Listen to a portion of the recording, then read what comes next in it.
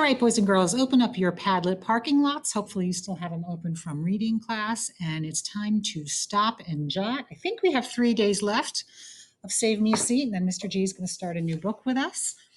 You've got some notes here, what to jot so that you can see, and we are going to do, I think, 3 chapters today. The chapters are getting shorter, and there's a lot of action going on.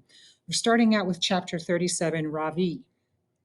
Leeches, I say, as everyone leans closer to see what I have in my jar. Yesterday, Peripa and I took a walk together. Where are we going? I asked him. You'll see, he said. Ever since we moved to New Jersey, Peripa has been very quiet.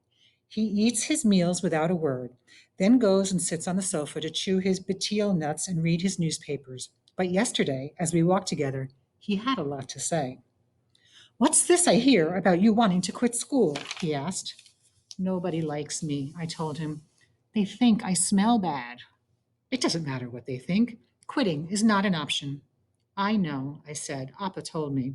That's because I told your father that same thing when he was a boy. And someday, when you have children of your own, you'll tell them that too. Quitting is not an option. You don't understand, I said. Nobody does. For a while, we walked in silence. Did you know that in India, tea has to be plucked by hand, Ravi? My grandfather said finally. 3 leaves and a bud, right from the very top of the tea bush. The tea pluckers pick the tender shoots and drop them into a basket that hang from their heads. When I was a young man, my first job was to work at the tea plantation. I had to stand in the rain and guard the workers, protecting them from wild animals that might be lurking nearby. What kind of wild animals? I asked. But my grandfather didn't answer. Instead, he took me by the hand and led me through the tall grass to the edge of the pond Amma and Periamma were always warning me not to go near. What are we doing here? I asked. Again, my grandfather didn't answer. He bent his knees, crouched down, careful not to let his veshti touch the muddy ground. I crouched down beside him and watched as he dipped the tea strainer into the water and began dragging it very slowly through the weeds at the edge of the pond. 2 times he pulled the strainer out, and we peered in only at the dirt and dead leaves. But on the 3rd try, his efforts were met with success. 3 long, black, worm-like creatures wiggled in the strainer. We used to call them Draculas in disguise, Periapa told me. Tea plantations were infested with them during the monsoon season. They were much larger than these skinny fellows, but these will have to do. Do for what? I asked. Periama told me about your assignment. The assignment to find something that represents who I am, I told my grandfather. Do you think I'm a leech? Periapa laughed, pulled a small glass jar from his pocket. Fill this to the top with water, he said, handing it to me. When I had finished filling the jar, he dropped the leeches in, closed the cap, and tightened it. These leeches are a reminder of who we are and where we've come from, Ravi, all the hardships we've endured to get here. I thought about our house in Bangalore and my friends back at Vidya Mandir, especially Pramrod. I thought about the way things used to be, the way I used to be. I don't know who I am anymore, Periapa, I told my grandfather. You are Ravi Surirayanan, my grandfather said, putting his arm around me and pulling me up. And we never give up. We work hard, against all odds, and we believe in ourselves. Who would have thought that I, a small tea plantation owner, would be able to send his son to a fine university and to help bring his whole family to live in America, too? But that is what has happened. I miss Bangalore, I said softly. Me too, but you will have many more opportunities here. It doesn't feel like home, I told him. Give it time, Periapa said, reaching for my hand. Come, Ravi. Amma and Periama are waiting. If we stay out any longer, they'll think we've been carried off by that terrible wind that Periama is always complaining about. Everyone in room 506 is still crowded around my desk, trying to get a look at the leeches. This time is right, so I open my pencil box. I take out the blue candy, the one Mrs. Frost gave me in the resource room 2 days ago. I put it in my desk and forgot all about it until this morning. Now this little blue candy is about to play the starring role in my big plan. I look around to make sure no one is watching, and then I place the candy in the glass dish on Bigfoot's desk.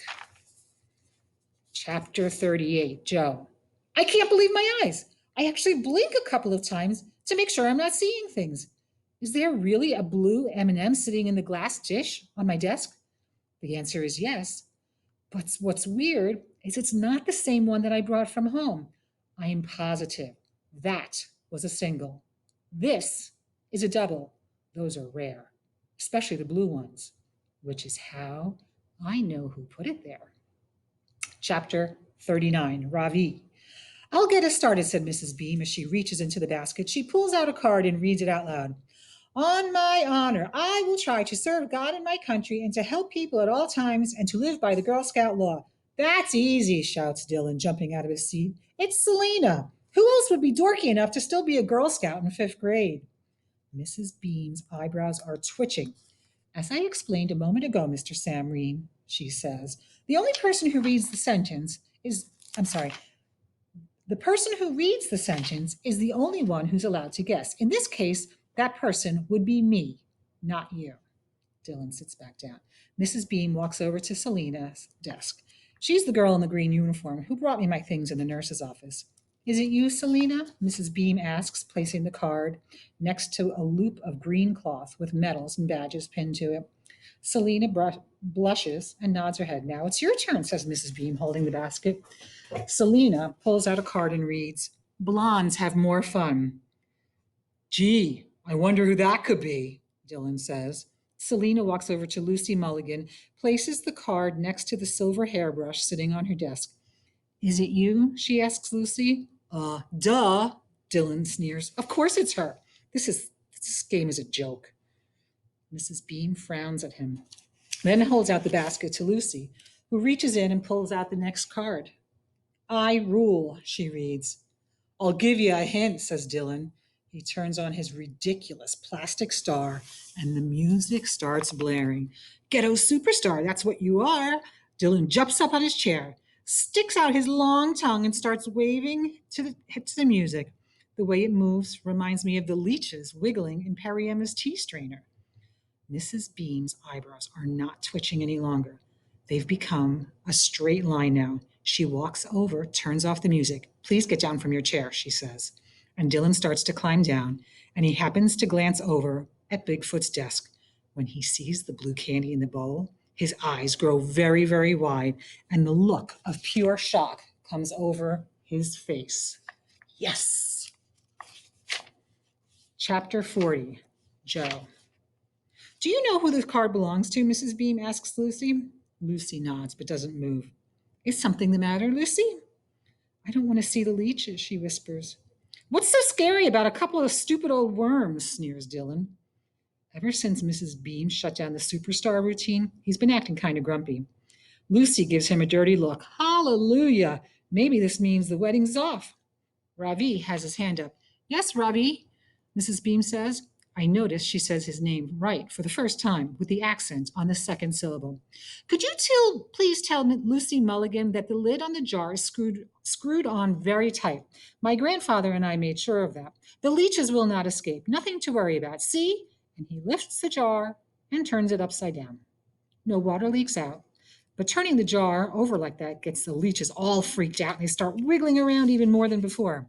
I expect Lucy to start screaming again, but instead, she walks over, tosses the card down at Dylan's desk without even looking at him, and then she turns and smiles at Ravi. I didn't know you even knew my name, she says, tilting her head one way to the side. I look at Dylan to see what he's making of this disgustingly mushy moment, but he isn't paying any attention to Lucy. He's got his eyes glued to the jar of leeches. Before I know it, I know that look.